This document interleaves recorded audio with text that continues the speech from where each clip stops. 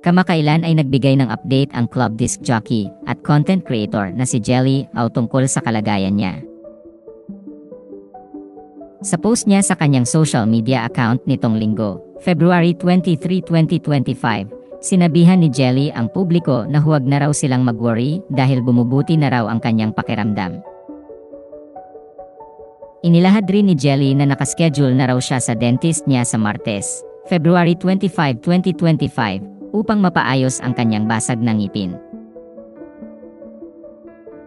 Ayon pa sa kanya, tuyo na raw ang sugat sa bibig niya at may pasa pa rin siya sa kanyang mata. Dagdag pa niya, plano niyang bumalik sa trabaho bilang DJ this week kung mawawala na ang pasa sa mata niya at maga sa kanyang mukha. Life update. Sa mga nag-worry po dyan, guys, huwag na kayo mag-worry. I'm getting better.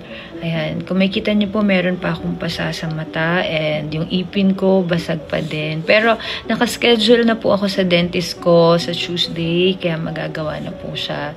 Yung labi ko, okay na po siya. Tuyo na yung sugat. And, I'm planning na bumalik na sa work this week kung mawawala na po yung pasa and maganang mukha ko. Sinabi rin ni Jelly na kaya siya nagbigay ng live update dahil hindi niya maisa-isa ang mga nagpapadala ng mensahe sa kanya. Sa huling bahagi ng video ay nagpapasalamat siya sa mga nagdarasal para sa kanya at sa mga taong nag-aalala sa kanya. So, ayun lang guys, in-update ko lang kayo kasi hindi ko po kayo maisa-isa. Sobrang dami pong nagme-message sa akin. Again, marami pong salamat sa prayers and pag-aalala nyo. God bless you all. Matatandaang dumulog si Jelly sa tanggapan ng National Bureau of Investigation o NBI noong February 14, 2025 para maghain ng reklamo laban sa kanyang fancy na si Jam Ignacio, na inakusahan niya ng pananakit. Agad namang umaksyon ang ahensya at pinadalhan ng subpina ang negosyante. Hindi sumipot si Jam sa tanggapan ng NBI noong Huwebes, February 20, 2025.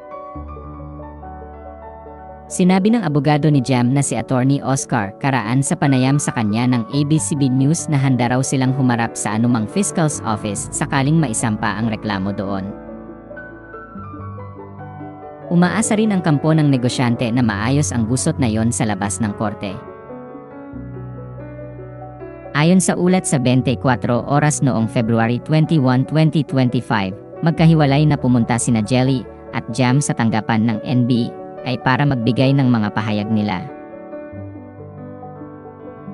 Sa pagharap ni Jelly sa media, sinabi niyang napatawad na niya ang kanyang fiancé pero hindi na raw niya itutuloy ang planong pagpapakasal nila ng negosyante.